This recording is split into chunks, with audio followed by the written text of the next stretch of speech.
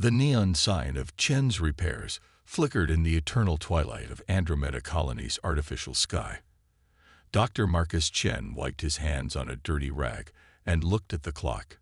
21:45. Almost closing time. The day had been long, filled with the usual repairs of standard-issue androids and maintenance bots. Nothing exciting, nothing challenging.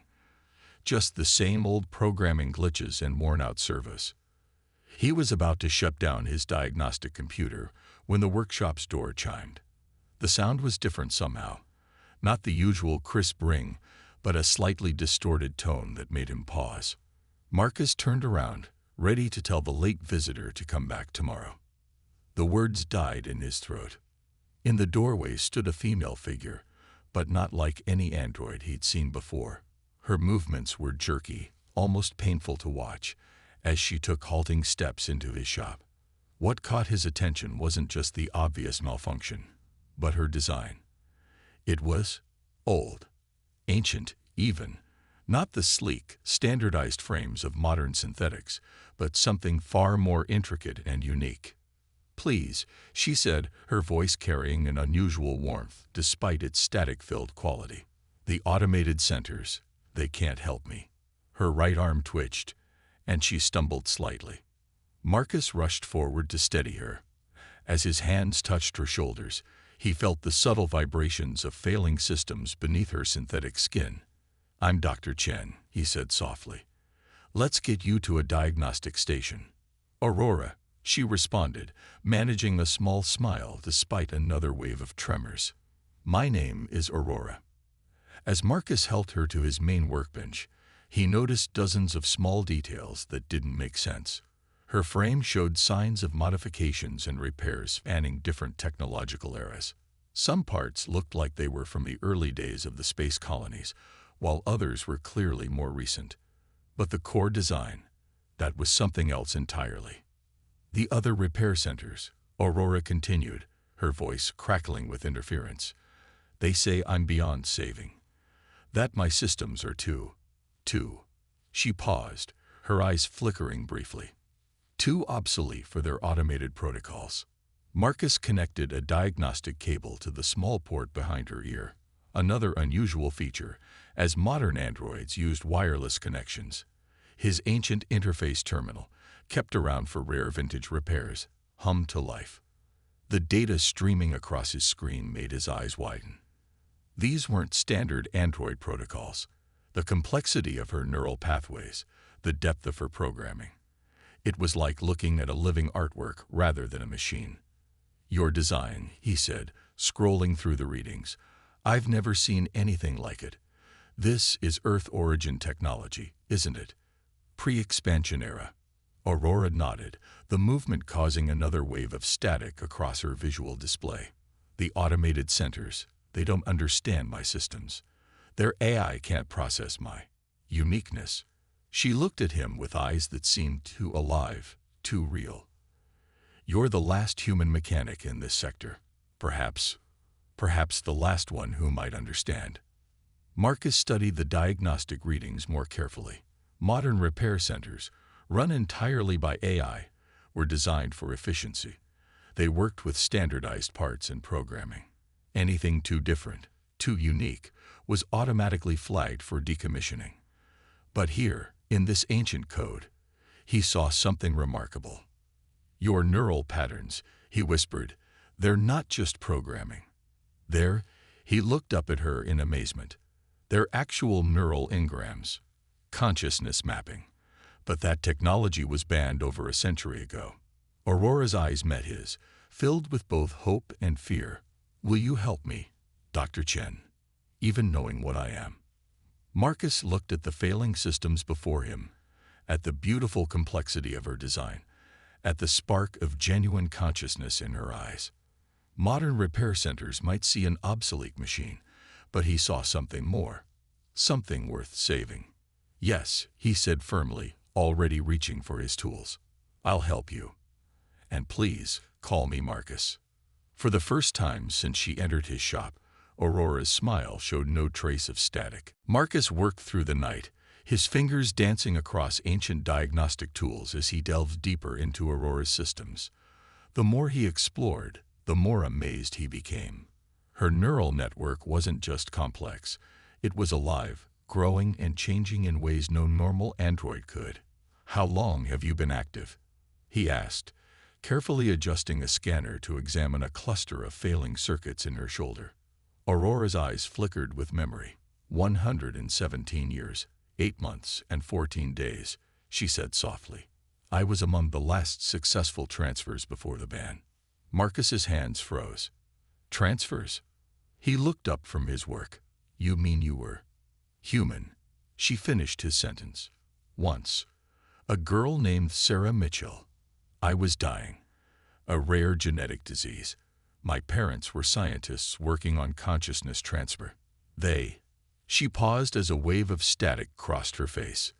"They finished the project just in time to save me." Marcus sat back in his chair, tools forgotten in his hands. He had heard stories about the early days of synthetic consciousness, but meeting someone who had actually lived through it was different. "The ban on consciousness transfer," he said quietly. "It was because of the protests, wasn't it? People said it wasn't right." Aurora nodded, the movement smoother now after his initial repairs. "They said we weren't really human anymore. That we were just copies, pretending to be the people we once were." Her voice carried a sadness that no programming could fake. "Maybe they were right. I've lived so long, changed so much. Am I still Sarah? Or am I just Aurora now?" Marcus reached out and took her hand, feeling the subtle warmth of her synthetic skin. "You're whoever you choose to be," he said firmly. "And right now, you're my patient who needs help." He turned back to his diagnostic screen, studying the complex web of her neural pathways.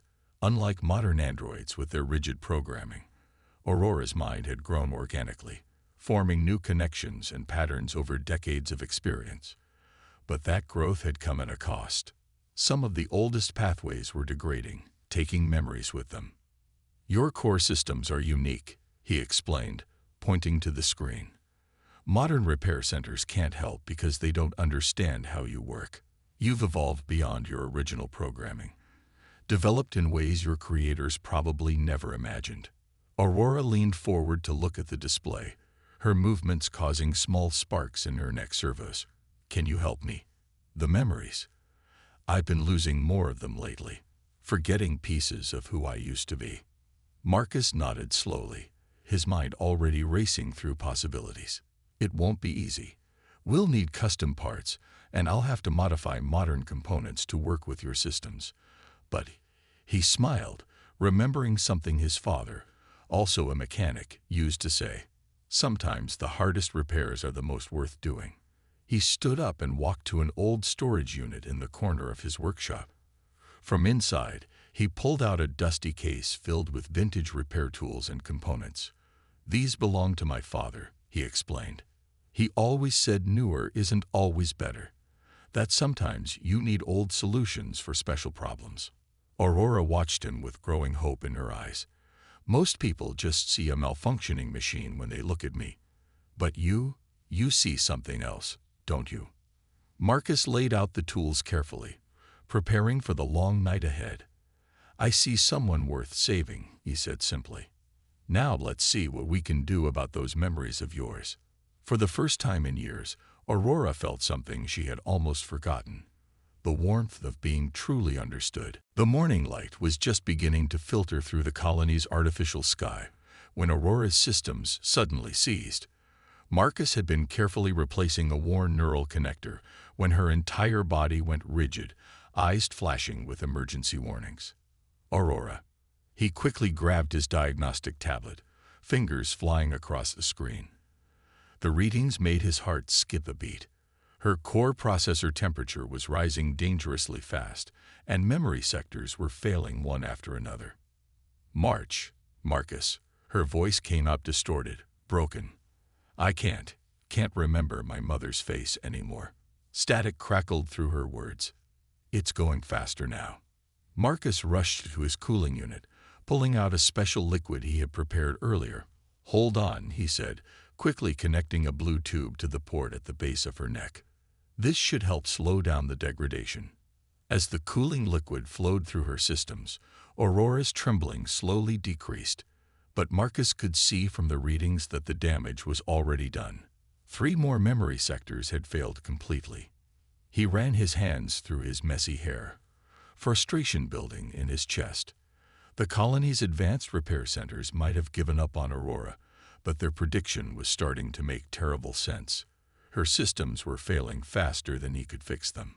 "Tell me about Earth," he said suddenly, continuing to work while he kept her talking.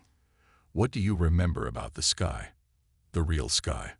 Aurora's eyes flickered as she accessed older memories. "It was different every day," she said slowly. "Sometimes blue, sometimes gray.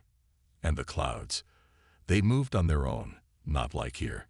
She paused, fighting to hold on to the memory. "One time, when I was still human, I saw a double rainbow. The colors were so bright." Her voice cut out again, accompanied by a sharp spike in her neural readings. Marcus quickly adjusted the cooling flow, adding a stabilizing agent he had modified from modern android components. "The automated centers," he muttered, checking her readings again. "They just don't understand. They see failing parts and think replacement is the only answer. But your systems aren't meant to be replaced. They're meant to grow, to adapt." He pulled up the schematics he had drawn of her neural network. It was beautiful in its complexity. Layers upon layers of memories and experiences, all interconnected in ways that modern AI couldn't comprehend. But that same complexity made repairs incredibly difficult. "I have an idea," he said, wheeling his chair to his old storage units. "But it's risky. We'll need to combine technologies, old and new." He pulled out what looked like an ancient data crystal, its surface scratched with age. "This is from the early colony days. They used to use these for long-term memory storage before quantum drives took over." Aurora watched him through flickering eyes. Will it help save my memories?" Marcus nodded, already beginning to modify the crystal with modern components.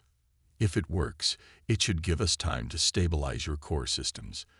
But," he hesitated, "we'll have to transfer your active memories temporarily. There's a small chance some might not survive the process."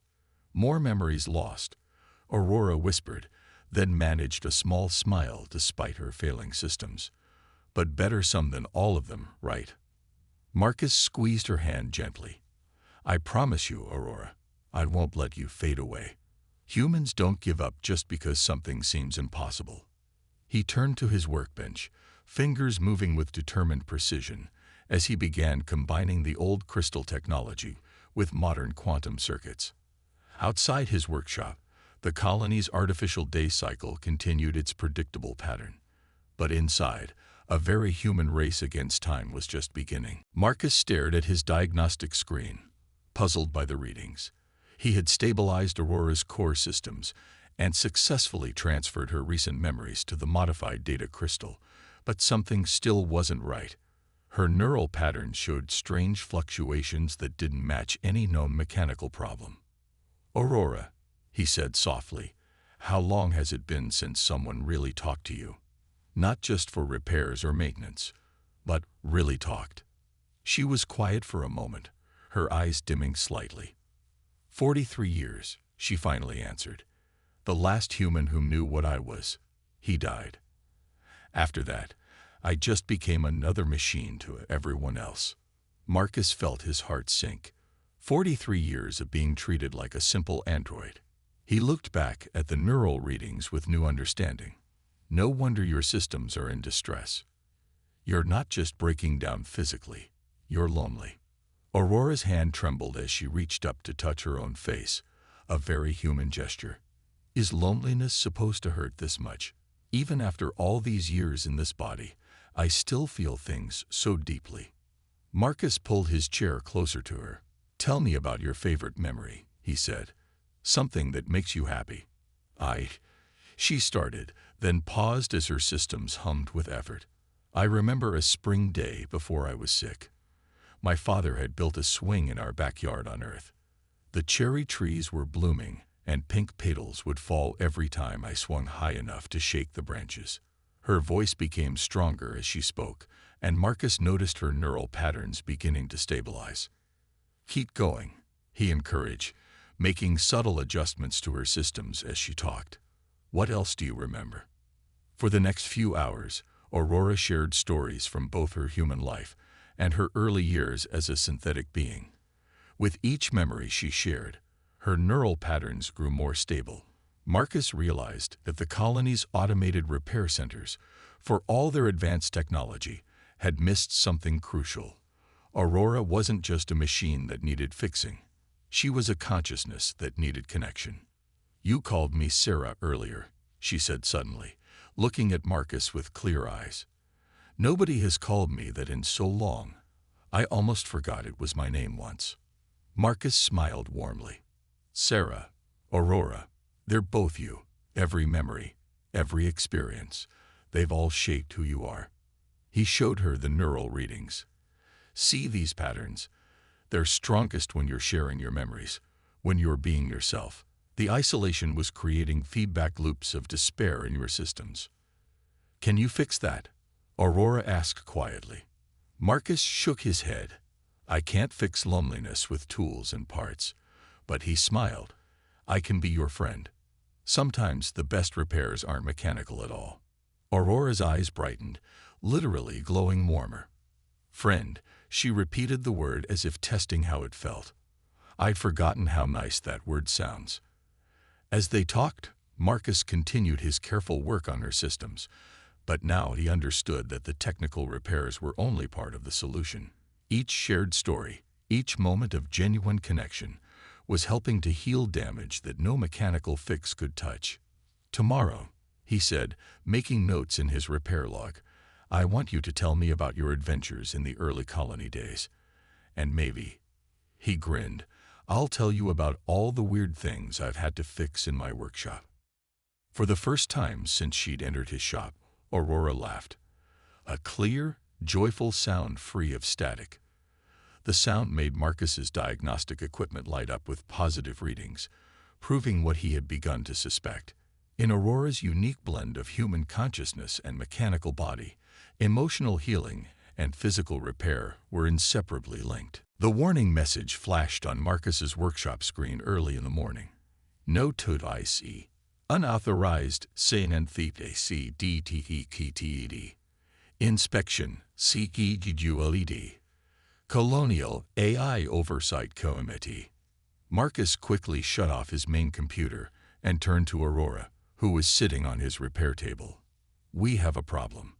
The colony's AI systems have finally noticed you're not in their database." Aurora's eyes showed fear, an emotion no regular android could display. "What will they do?" Before Marcus could answer, his workshop door chimed. Through the glass, he could see 3 official-looking people in the white uniforms of the AI Oversight Committee, accompanied by 2 security drones. "Quick," Marcus whispered, into the back room. He helped Aurora up, guiding her through the door to his private workshop area. "Stay quiet." The committee members entered as soon as Marcus opened the door. The leader, a tall woman with sharp features, stepped forward. "Dr. Chen, I'm Administrator Hayes. Our systems detected an unregistered synthetic being in this area.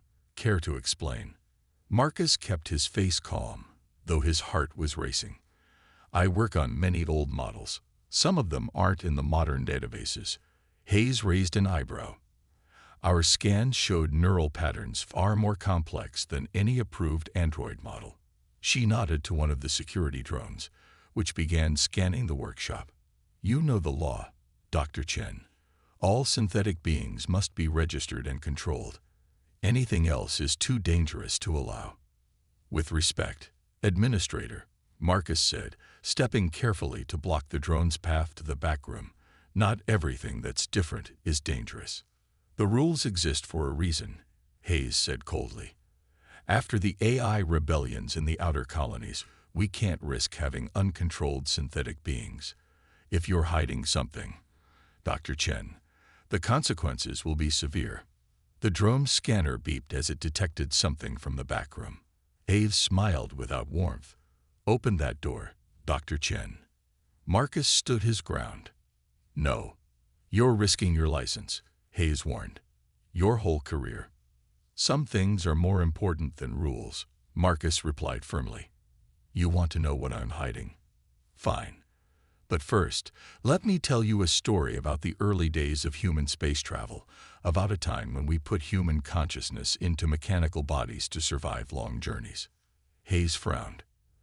That technology was banned. But not the people who were already saved by it, Marcus countered. They still exist, still feel, still deserve to live. Suddenly, the back door opened. Aurora stepped out, her movements graceful despite her damaged systems. He's right, she said softly. I'm not just a machine to be registered and controlled. I'm what's left of a human girl named Sarah Mitchell, saved by her parents' love and technology. The committee members stepped back in surprise. The security drones raised their defensive shields, but Aurora just smiled sadly. You can scan me, study me, even try to deactivate me, she continued. But first, let me show you something. She raised her hand, and her eyes projected an image into the air. An old video of Earth, showing scenes no one had seen in a century. Hayes watched, her stern expression softening slightly. These are from the first colony ships. We lost most of those records during the Great Data Crash. I was there, Aurora said simply. I remember. I'm not a threat.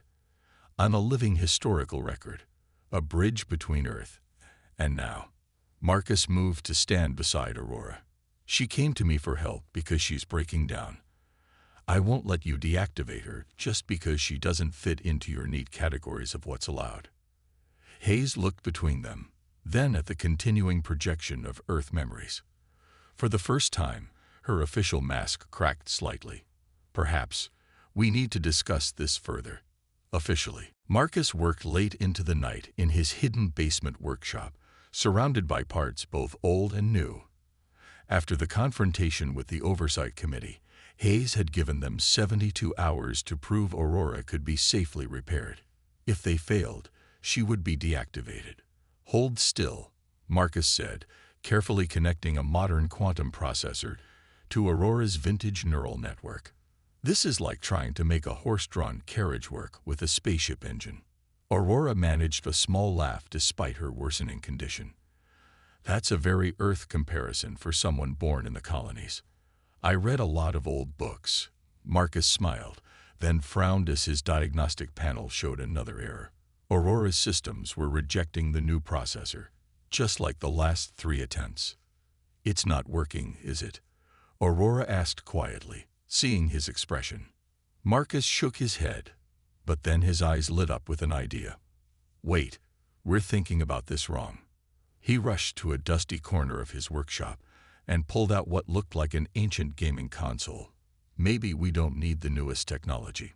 Maybe we need something your systems will recognize as familiar. He carefully opened the old device, extracting its simple but robust processor. See, modern quantum processors are too complex. They're trying to do too much. But this, he held up the old chip, this speaks your language. Working quickly, Marcus began combining parts from different eras. The old gaming processor as a translator between Aurora's vintage systems and modern components.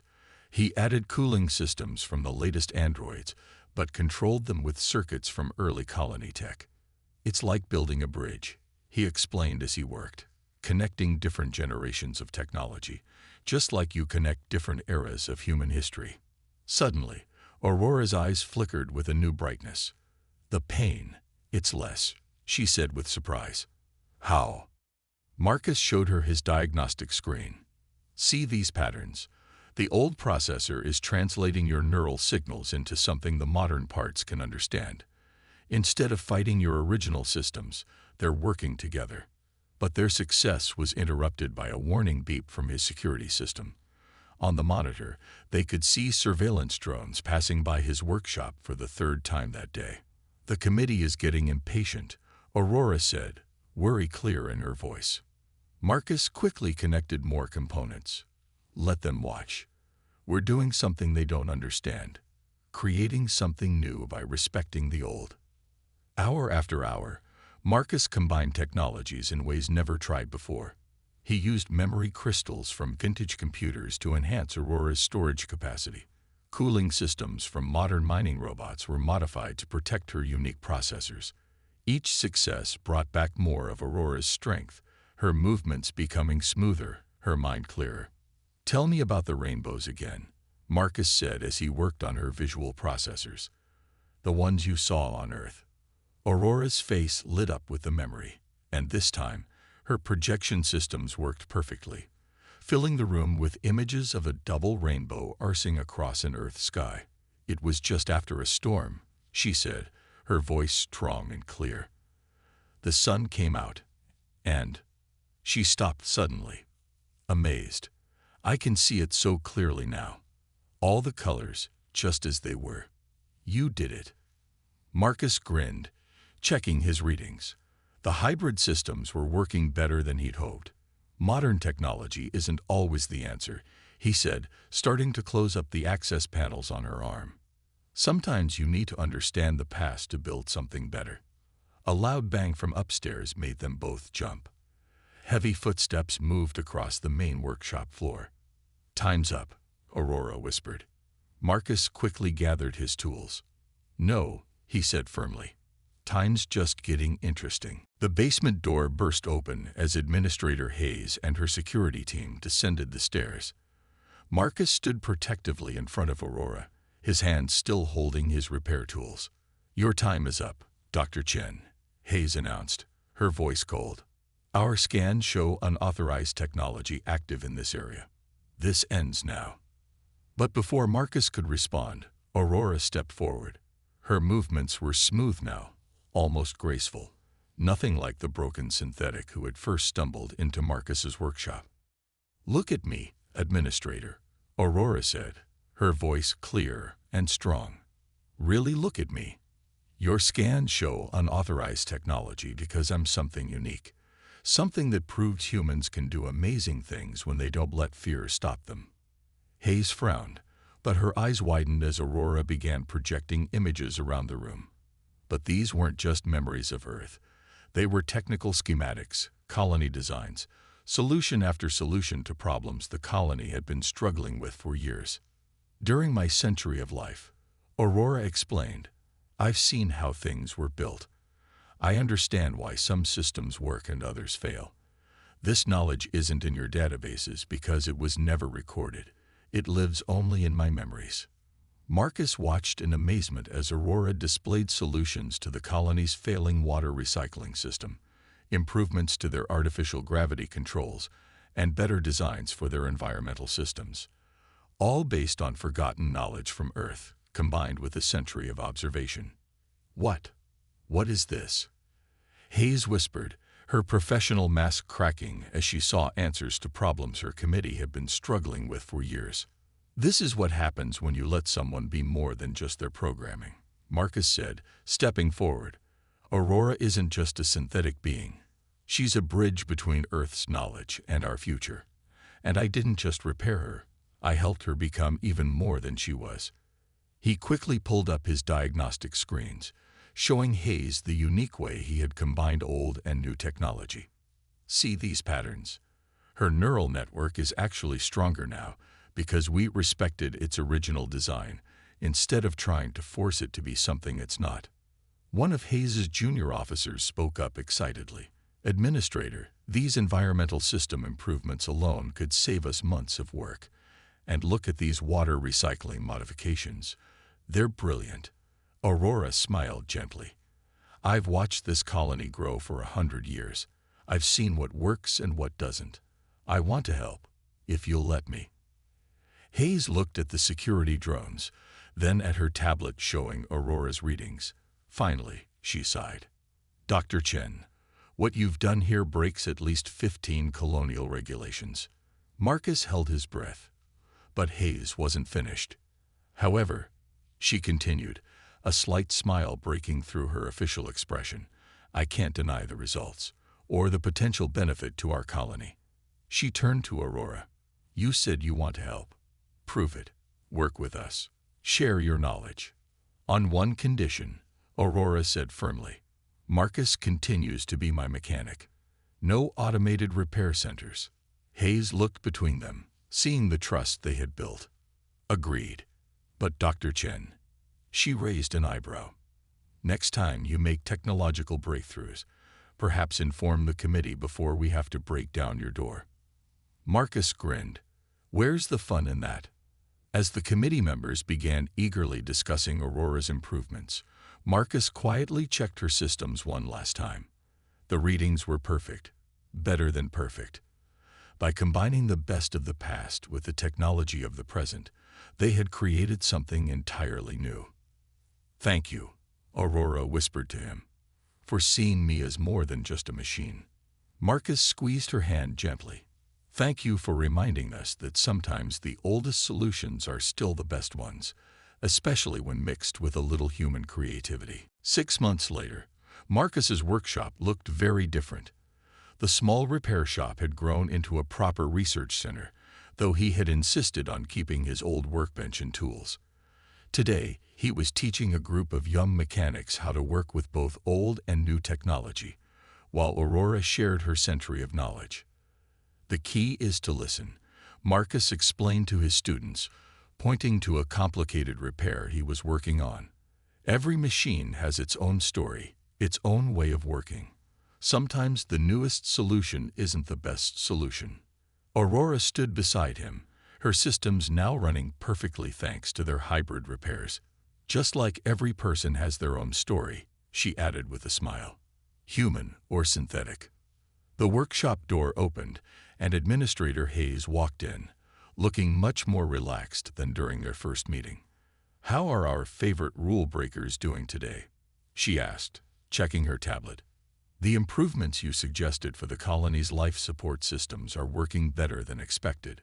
That's because they're based on Earth designs, Aurora explained, projecting a diagram into the air. Sometimes looking back helps us move forward. She turned to the students. Would you like to see what Earth's skies really looked like? The young mechanics nodded eagerly, and Aurora filled the room with images of blue skies, storms, and rainbows. Even Hayes stopped to watch, amazed by views that most colony residents had never seen. Marcus watched proudly as Aurora taught the next generation. His workshop had become more than just a repair center. It was a place where the past and future worked together. Other unusual synthetic beings had started coming to him for help, each with their own unique stories and needs. Dr. Chen, one of the students asked, is it true that you fixed Aurora when all the automated centers said it was impossible? Before Marcus could answer, Aurora spoke up.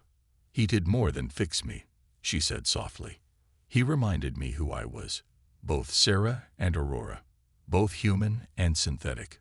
Sometimes healing isn't just about replacing broken parts. Hayes nodded in agreement, which is why the committee has officially approved your new training program. We're calling it the Human Touch Initiative, teaching mechanics to look beyond standard protocols. Marcus raised an eyebrow. You're actually encouraging people to break the rules now. Not break them, Hayes smiled. Improve them. Your work with Aurora proved that we needed to change our approach. Sometimes the best solutions come from understanding the past while building for the future. Aurora's eyes brightened. Speaking of the future, she said, I've been working on something.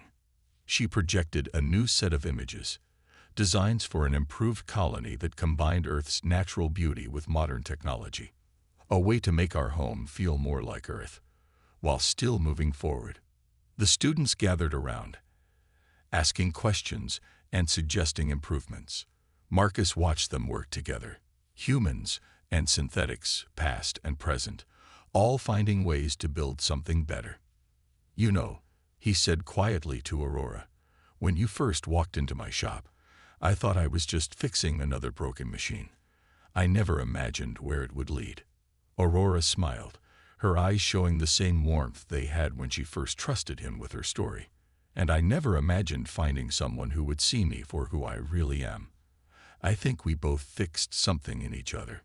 Outside the workshop, the colony's artificial sky glowed with its usual programmed light, But inside, humans and synthetics worked together, sharing stories and solutions, proving that sometimes the greatest repairs aren't about fixing what's broken.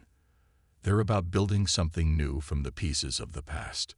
Marcus picked up his old tools, ready to start another day of teaching and learning.